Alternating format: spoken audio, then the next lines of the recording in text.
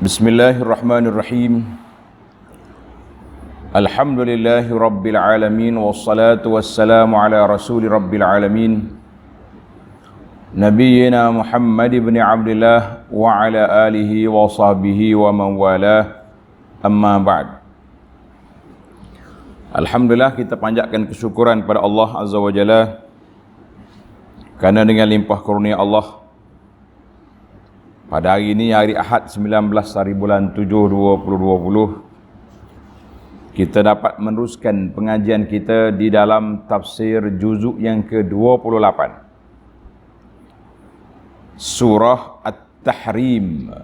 Surah At-Tahrim iaitu surah yang ke-66 dari awal Quran, surah yang ke-9 dalam juzuk ini, dan ia merupakan juzuk surah yang terakhir dalam juzuk yang ke-28.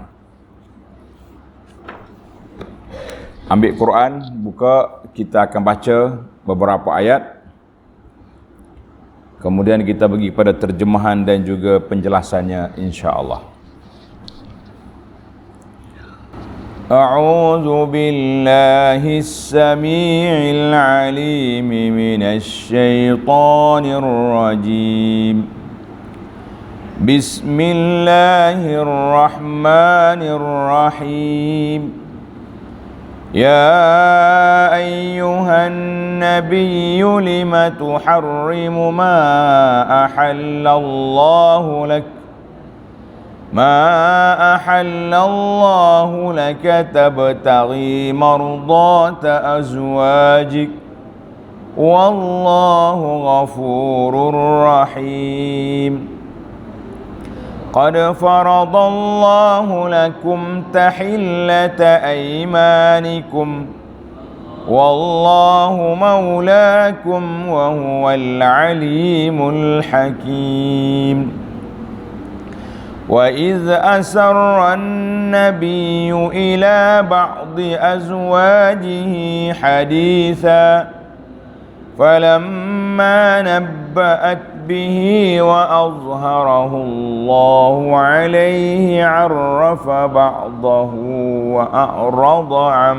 بَعْضٍ فَلَمَّا نَبَّأَهَا بِهِ قَالَتْ مَنْ أَنْبَأَكَ هَذَا قَالَ نَبَّأَنِيَ الْعَلِيمُ الْخَبِيرُ إِنْ تَتُوبَا إِلَى اللَّهِ فَقَدْ صَغَتْ قُلُوبُكُمَا وَإِن تَظَاهَرَا عَلَيْهِ فَإِنَّ اللَّهَ هُوَ مَوْلَاهُ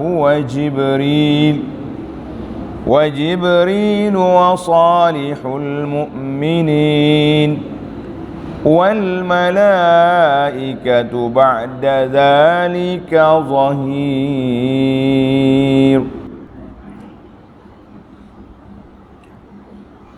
Balik kita kepada muqaddimah Suratul Tahrim.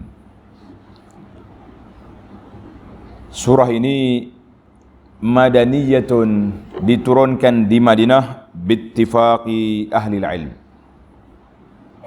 Surah diturunkan Madinah ataupun disebut dikenal dengan nama madaniyatun. Madaniyatun. Mengandungi 12 ayat. Bittifaqi ulama il-'addi, 12 ayat. Dinamakan tasmiyatus surah, nama dia surah At-Tahrim. Apa makna At-Tahrim? Mengharamkan. Pengharaman, mengharamkan. Ada orang kata surah At-Tahrim, ada yang menyebut surah Lima Tuharrim, ada yang mengatakan surah An-Nabi sallallahu alaihi wasallam, tapi yang masyhurnya surah At-Tahrim, seperti yang termaktub dalam mushaf kita ni. Kenapa nama Tahrim? Mengharamkan. Kenapa? Tengok. Kerana pada awal surah ini Allah Subhanahu wa taala menegur Nabi kita Muhammad sallallahu alaihi wasallam Mengapa ia haramkan dengan bersumpah menyekat dirinya daripada menikmati apa yang telah dihalalkan oleh Allah baginya? Apa dia? Nabi kita bersumpah tak mau lagi minum madu. Dan panjang cerita dia, kita akan sebut dalam muqaddimah ini insya-Allah. Perkara yang dijauhi oleh baginda sallallahu alaihi wasallam itu tidak diterangkan dalam Al-Quran, tetapi ada disebutkan dalam hadis yang diriwayat oleh Imam Bukhari. Lihat penjelasan nombor 389. Nombor ini dalam ikut tafsir pimpinan lah. Penjelasan nombor 389. Di awal Quran dulu. Intisari kandungan. Menerangkan tentang setengah dari isteri-isteri Nabi sallallahu alaihi wasallam yang terlanjur merancangkan suatu perkara kerana didorong oleh perasaan cemburu kepada madunya yang lain. Ini dia panggil asam garam rumah tangga Nabi, kan? Mana oleh sebab cemburu jadi satu pakatan ataupun konspirasi, sehingga menimbulkan satu masalah yang menyusahkan Nabi sallallahu alaihi wasallam. Perbuatan mereka yang demikian ditegur oleh Allah Taala serta disuruhnya mereka bertaubat. Kita kata kenapa terjadi di rumah Nabi? Nak ceritanya, isteri Nabi itu manusia. Manusia biasa tapi dipilih oleh Allah Azza wa Jalla menjadi manusia yang dekat dengan Nabi, isterinya di dunia dan isterinya di akhirat. Tapi sebagai kehidupan manusia tak boleh lari daripada sifat-sifat kemanusiaan. Karena itu orang panggil asam garam, ada manis, ada pahit, ada masam, kan? Ada masin. Setelah menerangkan perihal isteri-isteri Nabi dan memberi peringatan kepada mereka akibat menyalahi perintah Nabi sallallahu alaihi wasallam, lalu diperintahkan kepada sekalian umat Islam supaya menyelamatkan diri dan keluarga masing-masing dari bahaya melanggar perintah-perintah agama. Iaitulah tiap-tiap seorang wajib mempelajari serta mengajar anak isteri dan keluarganya akan ajaran-ajaran dan adab peraturan Islam supaya ia dan keluarganya terselamat dari kemurkaan Allah dan azabnya. Kita diajar. Kemudian mereka diperintahkan supaya bertaubat kepada Allah dengan taubatan nasuha. Semoga mereka diampunkan dan dibersihkan dari kekotoran dosa. Setelah itu Allah Ta'ala perintahkan Nabi sallallahu alaihi wasallam berjihad menentang orang-orang kafir yang menceroboh serta menyekat penyebaran Islam, dan juga supaya baginda sallallahu alaihi wasallam bertindak terhadap orang-orang munafik dengan mengenakan hukuman yang sesuai dengan angkara yang mereka telah lakukan. Surah ini diakhiri dengan memberikan misal perbandingan bagi orang-orang yang kafir mengenai dua orang perempuan yang telah ditakdirkan menjadi kafir, meskipun tiap-tiap seorang dari keduanya ialah isteri Nabi. Seorangnya isteri Nabi Nuh dan seorang lagi isteri Nabi Lut. Maknanya tidak ada jaminan, walaupun isteri Nabi mereka terperangkap dengan godaan syaitan, pergi menjadi kafir tidak beriman. Serentak dengan itu diberikan misal perbandingan yang lain bagi orang-orang yang beriman mengenai dua orang perempuan yang telah ditakdirkan menjadi orang yang beriman, iaitulah isteri Fir'aun dan Sayyidah Maryam. Meskipun mereka berada dalam masyarakat yang kebanyakannya orang kafir, bukan sahaja kebanyakannya bos kafir, Fir'aun ketua kafir, tetapi isteri dia beriman. Allahu Akbar. Masya Allah, tabarakallah. Ini itu muqaddimah. Sekarang ini kita masuk kepada perbincangan surah. Tengok ayat yang pertama. Bismillahirrahmanirrahim. Ya ayyuhan nabiyyu lima tuharrimu ma ahallallahu lak tabtaghi mardata azwajik wallahu ghafurur rahim. Wahai Nabi, tengok dalam ayat ini Allah Ta'ala panggil An-Nida bin Bismin Nubuwah. Wahai Nabi. Para pelajar tanda, dalam Al-Quran Allah Ta'ala ketika memanggil, dia tak panggil Nabi sallallahu alaihi wasallam dengan nama, dia panggil dengan jawatan. Ya ayyuhan Nabi, ya ayyuhar Rasul. Tak ada ya Muhammad, tidak ada. Yang adanya Nabi lain Allah Ta'ala panggil dengan nama. Ya Isa, ya Zakaria, ya Musa, ya Ibrahim, ya Nuh, ya Adam. Itu kelebihan Rasulullah sallallahu alaihi wasallam. Ana dah sebut dah dalam siri yang dulu, seorang tokoh ulama nama dia Sultan Ulama Izzuddin bin Abdul Salam rahimahullahu taala, dia telah tulis sebuah kitab nama dia Bidayatus Sul fi Tafdilir Rasul. Perbincangan awal tentang kelebihan Nabi.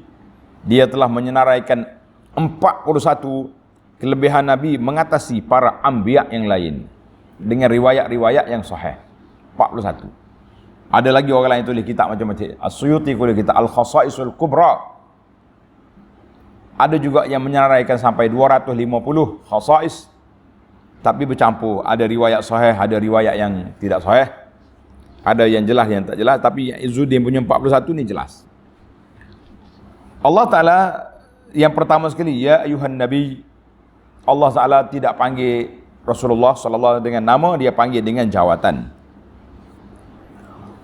Cuma apa beza di antara Nabi dengan Rasul? Ini tanda dia. Beza di antara Nabi dengan Rasul, alal qaulil mukhtar, macam-macam, ada kata tak ada beza, tapi yang pendapat yang terpilih di kalangan pendapat ulama, annan nabiyya huwa man nubbi'a walam yuha ilaih. Nabi iaitulah orang yang Allah Ta'ala pilih, beri dia jawatan Nabi kepada dia, tapi dia tidak diwahyu, tidak mendapat wahyu untuk bawa apa? Bawa syariat yang baru. Dia hanya, orang panggil reformis ataupun reformasi, mentajdidkan ajaran yang telah ditinggalkan oleh Nabi yang terdahulu. Seperti Bani Israel. Bani Israel ini ramai di kalangan mereka dilantik menjadi Nabi, haitsu ja'u mujaddidin li syariati Musa. Dia mari untuk nak mentajdidkan, memperbaharui balik syariat yang telah dibawa oleh Nabi Musa AS, tapi dilupai oleh orang, maka dihantarnya Nabi ke kampung ni, ke daerah ni. Dia bersifat tempatan, lokal. Itu Nabi. War Rasul, kalau kita kata ini Rasul, Nabi dan Rasul, maka Rasul itu iaitulah orang yang telah diberi wahyu bisyariatin jadidatin, dengan perundangan yang baru, maka dia jadi Rasul. Kalau kita tengok dalam kitab-kitab akidah, senarai panjang yang dibuat oleh para ulama berdasarkan pada hadis, walaupun hadis itu dipertikaikan oleh sebahagian ulama hadis, bilangan Nabi alaihi wassalatu wassalam seramai 124,000. Berapa bilangan? 124,000. Bilangan Rasul hanya 313 orang. Ada riwayat kata 315. Itu je. 315 ataupun 313. Nabi 124,000. Dalam bahasa orang tua-tua di kampung, dia panggil seketi 2 laksa 4,000. Maknanya 124,000 lah. Senang. Itu perbezaan. Kita balik kepada ayat kita. Lima tuharrimu ma ahallallahu lak tabtaghi mardata azwajik. Mengapa engkau haramkan dengan bersumpah menyekat dirimu daripada menikmati apa yang telah dihalalkan oleh Allah bagimu? Kenapa Nabi bersumpah? Kerana engkau hendak mencari keredaan isteri-isterimu. Dalam pada itu Allah Ta'ala mengampunkan kesilapanmu itu. Wallahu ghafurur rahim. Dan Allah sememangnya amat pengampun lagi amat mengasihani. Cerita ni panjang. Allah Ta'ala tegur Nabi di sini. Sebab apa? Sebab Nabi bersumpah mengharamkan satu benda yang halal. Apa dia sumpah ni? Tengok nota di bawah. Nota 1764. Ayat ini. Ayat 1 dalam surah At-Tahrim ini. Hingga ayat 5. Sehingga ayat 5, apa cerita dia? Membayangkan, ayat ini membayangkan kisah yang diterangkan di dalam hadis Bukhari. Dia panggil hadis As-Sahihaini. Dalam Bukhari dan juga Muslim, bahawa Nabi SAW biasanya singgah di rumah isterinya Zainab binti Jahshin. Zainab ni rezeki dianya banyak madu di rumah dia. Boleh jadi orang bagi, keluarga dia bawa mari ke, ataupun memang dia ni peminat asal honey ni, madu. Maka di rumah dia ada madu, Nabi kita pergi. Nabi nak minum madu, dia pergi rumah Zainab binti Jahsh. Dan minum madu serta tinggal sejurus di situ. Mana Nabi berehat situlah. Relax itu sambil minum madu. Apa jadi? Hal ini membangkitkan perasaan cemburu kepada Sayyidah Aisyah. Kita jangan kata kalau kita kahwin 2, 3, 4 kita boleh kontrol, tak ada sifat cemburu, itu orang panggil tak mungkin lah, tidak ada langsung sifat cemburu. Akan ada dalam sifat wanita ini cemburu, tetapi berat ataupun sedikit, kuat ataupun ringan cemburu dia tu masing-masing lah. Ada orang yang cemburu teruk. Oh, suami dia kahwin lain, istilah perang dunia selalu. Perang dunia, dia panggil perang dunia. Ada orang yang perang sekejap ya. Perang saudara dia panggil. Lepas itu berdamai. Ada orang yang boleh terima. Kita kata ini tafawut, keadaan manusia berbeza, tak boleh nak kata. Cuma Allah tak nak gambarkan di sini bagaimana keadaan di rumah Nabi SAW sendiri ada masalah. Bila dia cemburu, Aisyah ni cemburu, lalu dia berpakat dengan madu baiknya. Madu baik dia Hafsah. Madu juga tapi dia orang panggil kamcing dua tu. Ngam dua ni, Hafsah. Dia kata apa? Hei Hafsah, kita pakat dua. Apabila Rasulullah SAW datang ke rumah salah seorang dari keduanya, Nabi mari rumah Hafsah ke rumah Aisyah ke, hendaklah dia berkata kepada Nabi SAW bahawa Rasulullah SAW minum maghafir. Apa dia maghafir? Maghafir ialah sejenis cair, benda cair yang manis tapi tak elok bau dia. Maghafir ni sedap minum tapi bau tak sedap. Ya. Macam kita ini makan durian lah. Bau makan sedap, bau berat. Jadi Aisyah pakat, kalau Nabi mari rumah kita, kita kata busuk ni maghafir ni. Setelah Nabi kita datang, ditanya, isteri dia tanya, ya Rasulullah, akalta maghafir? Inni ajidu minka riha maghafir. Dia kata Rasulullah ada makan minum maghafir kah? Nabi kata tak ada. Walakinni kuntu ashribu asalan. Tapi aku minum asal. Inda Zainab binti Jahsy. Aku tak ada maghafir, tapi aku minum apa? Syarib itu asalan. Aku minum madu. Aku minum madu di rumah Zainab. Falan a'ud ilaih. Tak apalah, aku tak akan minum lagi. Sebab Nabi ni sallallahu alaihi wasallam dia tak suka bau-bau yang tak sedap, tak suka.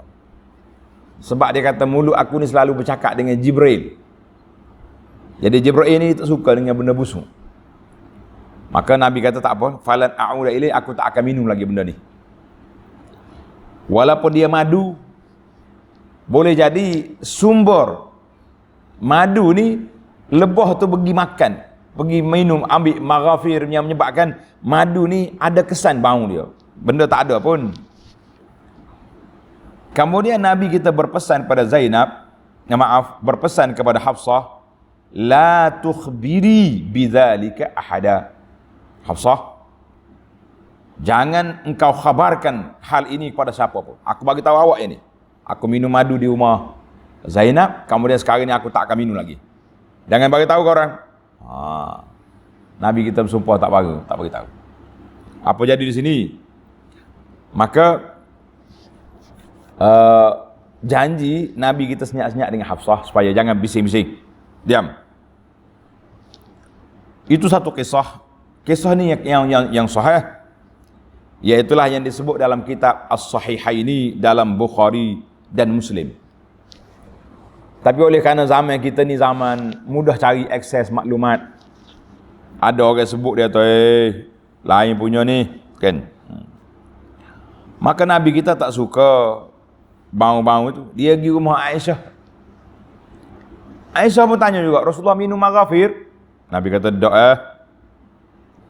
aku minum madu dekat Zainab tadi. Tak apalah, kalau busuk aku tak akan minum lagi lah. Fatarakahu wahramu nafsi. Dia pergi rumah Saudah, sama juga soalan yang sama. Maka Nabi kita berhenti, tak mahu.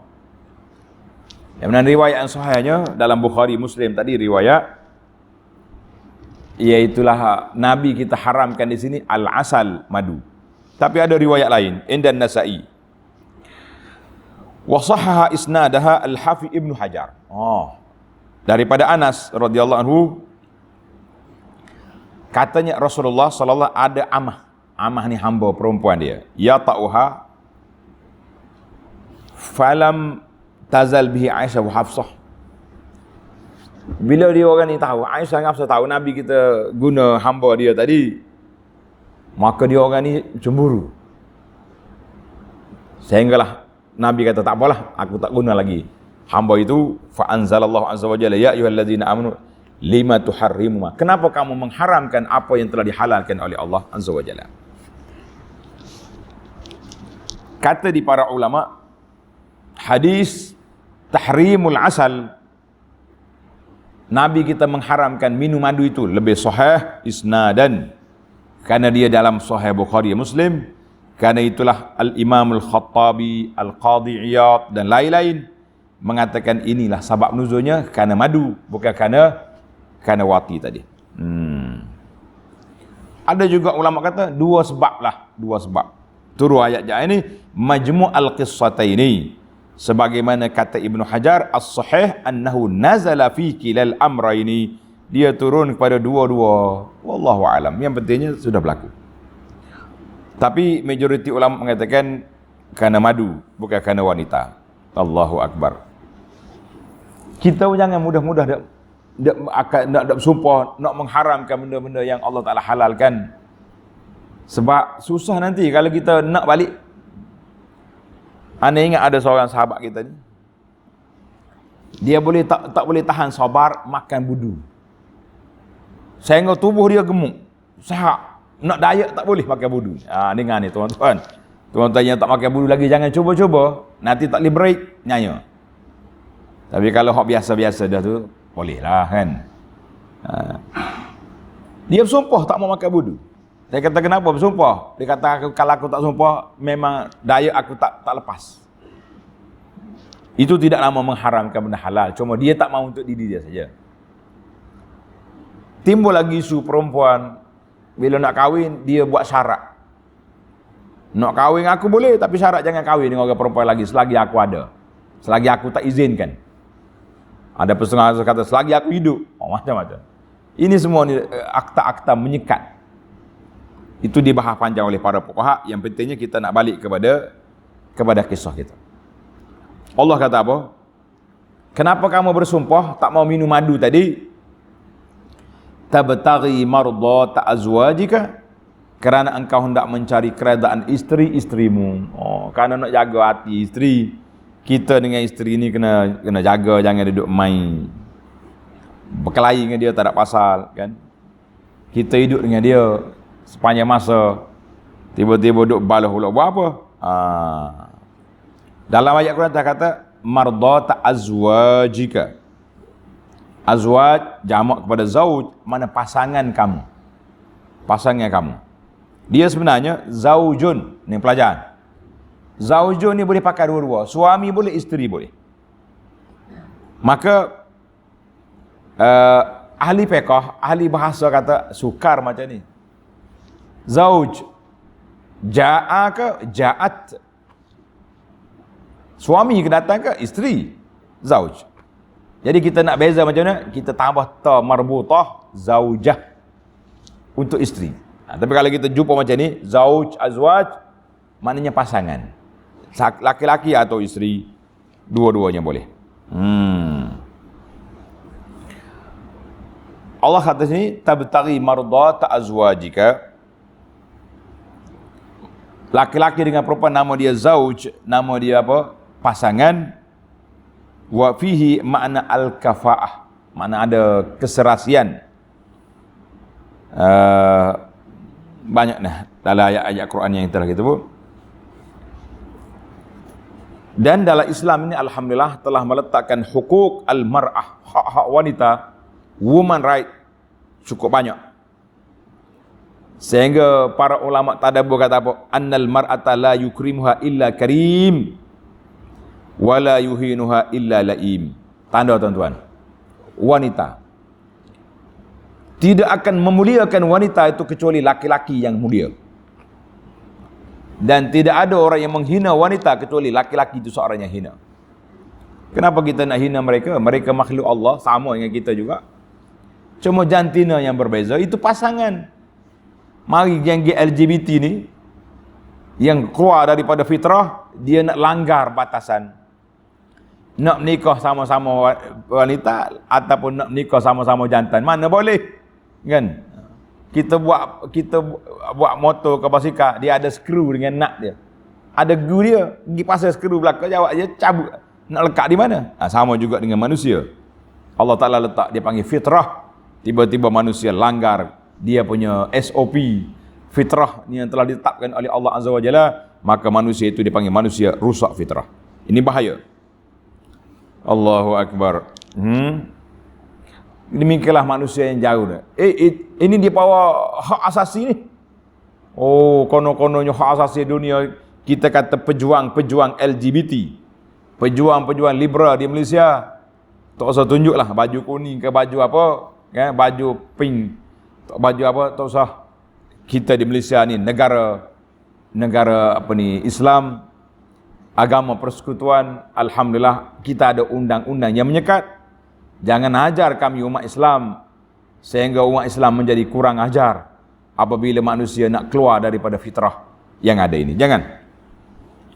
Mudah-mudahan Allah Ta'ala beri kefahaman yang baik kepada pemimpin negara, menyekat kumpulan LGBT ni, dan yang ada ni transgender dipanggil yang celaru jantina ni, diberi nasihat dengan baik-baik sebagaimana yang sepatutnya dibuat oleh pihak berkuasa agama di negeri masing-masing.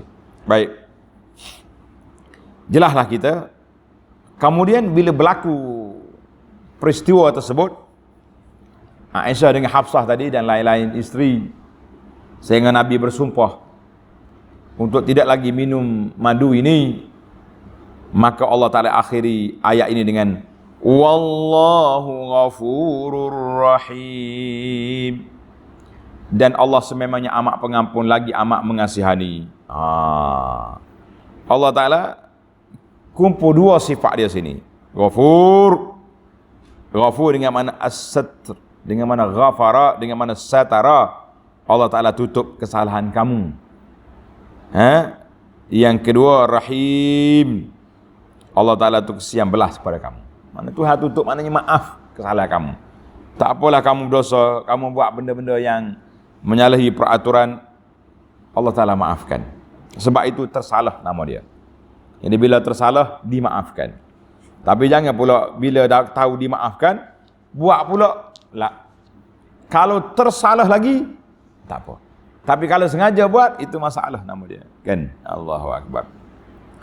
Tengok ayat yang kedua. Qad faradallahu lakum tahillata aymanikum. Wallahu maulakum wa huwal alimul hakim.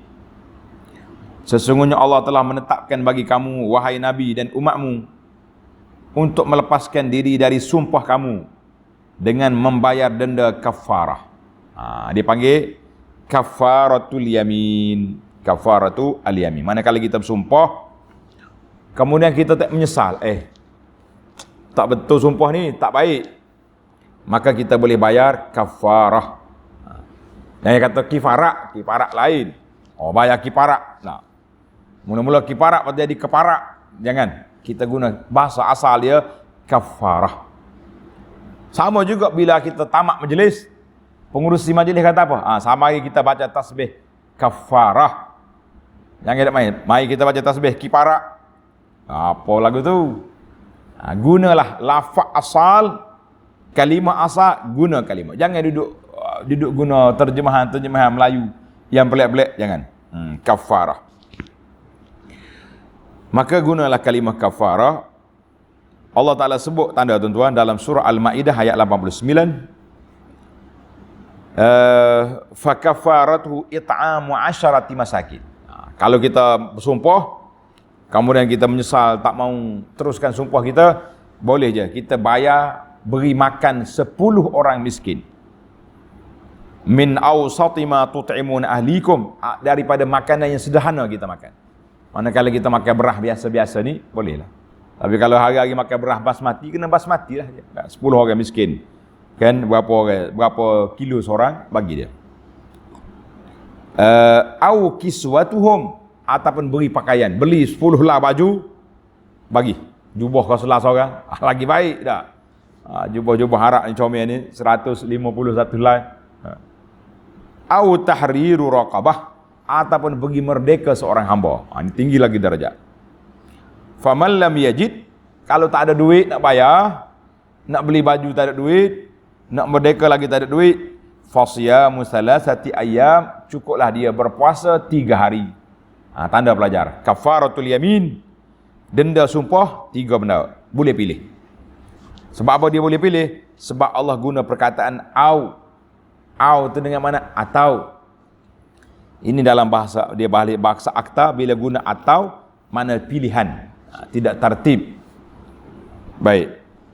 Wa fis sahih, dalam sahih Bukhari dan juga Muslim, daripada hadis Abdullah bin Mas'ud radhiyallahu anhu, qala sallallahu alaihi wasallam, wa inni wallahi insyaallah la ahlifu ala yaminin fa ara ghairaha khairan minha illa kaffartu an yamini wa ataitu alladhi huwa khair.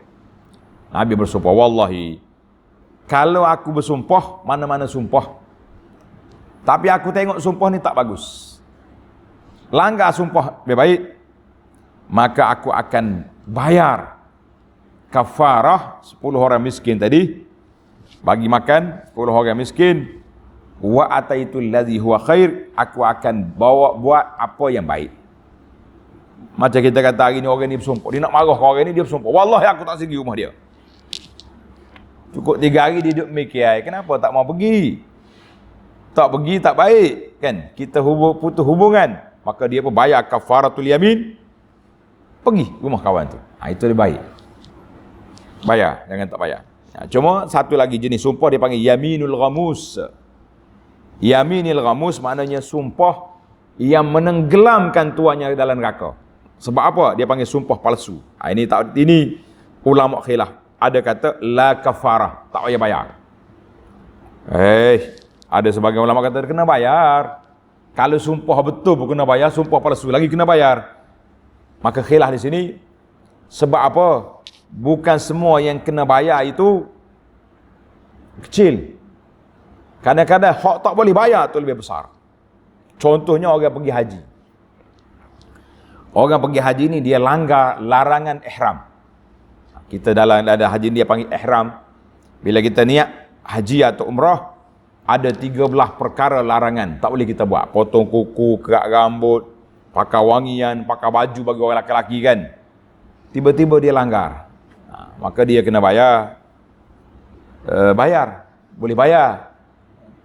Tapi kalau dia pergi dekat Kaabah contohnya, dia tengok orang ni mari dekat depan dia, dia tumbuk, basah, baum, mari. Ada bayar tak ada bayar? Ada bayar. Sebab dia telah langgar peraturan yang berat dalam haji. Kalau setakat pakai minyak wangi, pakai kopiah, bolehlah bayar.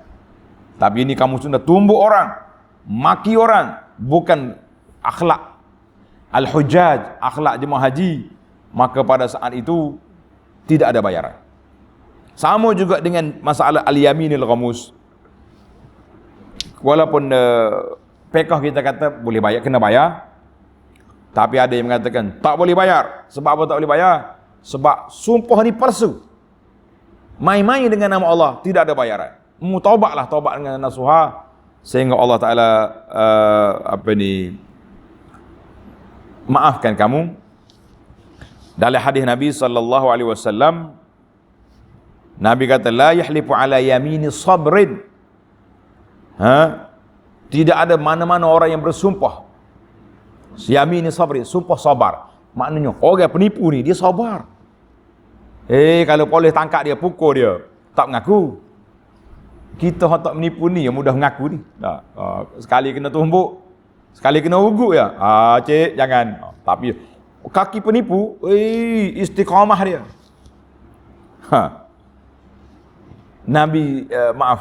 Imam Ahmad bin Hanbal rahimahullah,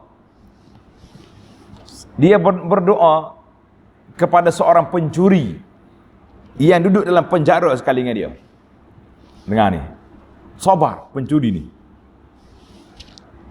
Waktu Imam Ahmad dibawa untuk perbicaraan tentang pemerintah masa itu mazhab Mu'tazilah yang mengatakan Quran ini makhluk, Imam Ahmad kata tidak, Quran kalamullah, bukan makhluk, maka dipukul. Esok hari perbicaraan Imam Ahmad akan dipukul. Si pencuri ni mari ke bilik Imam Ahmad. Dia kata apa? Imam, engkau imam. Kata-katamu orang ikut, orang dengar. Jangan sekali-kali tuan tunduk kepada kehendak pemerintah. Allahu Akbar. Tegas. Jangan sekali-kali tunduk kepada pemerintah. Lawan. Imam Ahmad rahimahullah kata, Allah Masya Allah. Dia pencuri. Kena duduk dalam penjara. Dia kata aku yang duduk alal batil, di atas kebatilan ni aku sabar. Sebab bila lepas pada penjara aku balik, duit aku banyak.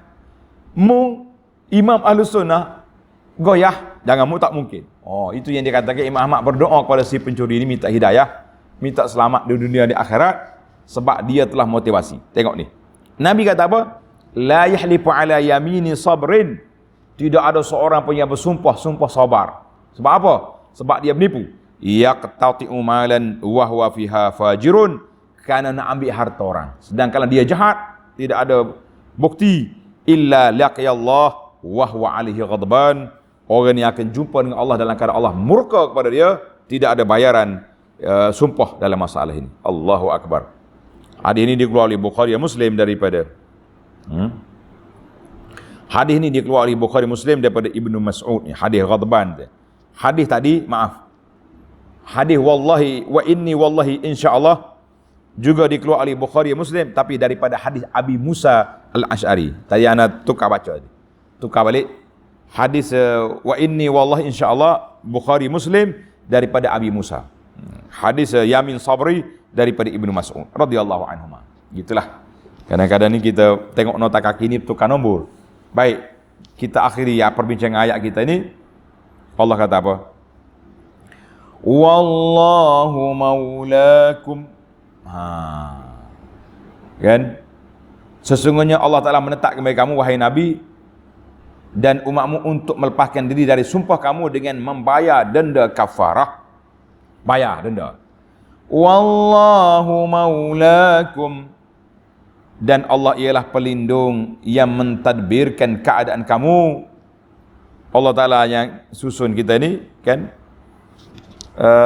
ta'kid li rafqihi subhanahu bin nabi. Ayat ini menunjukkan Allah Ta'ala tu sangat rahmat dia kepada Nabi SAW dan ahli rumahnya dan sahabat-sahabat dia. Allah Ta'ala yang jaga kamu. Kesilapan-kesilapan dalam rumah tangga ini dia panggil asam garam. Rumah tangga, sebagai ada buku yang ditulis itu asam garam tu. Dia panggil asam garam. Kita ni duk main banyak asam kan masih pula. Kan? Wa huwal alimul hakim, dan Allah yang amat mengetahui lagi amat bijaksana. Fi ma syara'a lakum, Allah Ta'ala tahu apa yang nak. Sebab apa berlaku benda ni dalam rumah Nabi. Kita kadang-kadang rasa heran, kenapa jadi macam ni? Kenapa Allah pilih Aisyah ni jadi isteri Nabi, sedangkan dia ni muda, banyak cemburu. Kita kata, inilah bayangan rumah tangga manusia biasa daripada dulu sampai hari kiamat. Kita hari ni, kita dengar cerita macam-macam. Kan? Orang ni hebat, tokoh-tokoh. InsyaAllah dalam wacana kita tentang Al-Hafiz Ibn Hajar, saya akan cerita bagaimana isteri Ibn Hajar, Khatun ni, bagaimana dia dengan suami dia. Kita tengok isteri orang ni pula, kadang-kadang orang ni pembesar, dia lalu semua orang senyap takut, tapi balik ke rumah dia pula menikus dengan bini dia. Apa jadi? Kita kata ini asam garam yang perlu kita belajar, kita tangani, jangan mudah duk mengamuk. Begitulah keadaan. Kadang-kadang kita ni dihormati oleh seluruh masyarakat. Orang jumpa kita hormat. Balik ke rumah, tak ada pecak piyuh lagi tak. Kena beleter. Dia panggil berleter. Kena ngepek ke bini. Ni kata apa? Kita kata mujulah ada awak. Kalau tak ada, orang jatuhkan kedudukan saya ni. Kita orang hormat belakang, tapi sekali dengan bini, ngepek dia apa budak pasti kita buat dia. Dia kata apa? Itu suasana realiti. InsyaAllah baru 2 ayat. Panjang lagi cerita ni. Kita akan sambung lagi ayat yang ketiga. Masih lagi dalam kisah kisah minum madu yang telah kita cerita di awal tadi. InsyaAllah kita akan sambung dalam siri yang akan datang. Subhanakallahumma wa bihamdika asyhadu an la ilaha illa anta astaghfiruka wa atubu ilaih. Wa sallallahu ala nabiyyina Muhammad wa ala alihi wa sahbihi ajma'in walhamdulillahi rabbil alamin. Wassalamualaikum warahmatullahi wabarakatuh.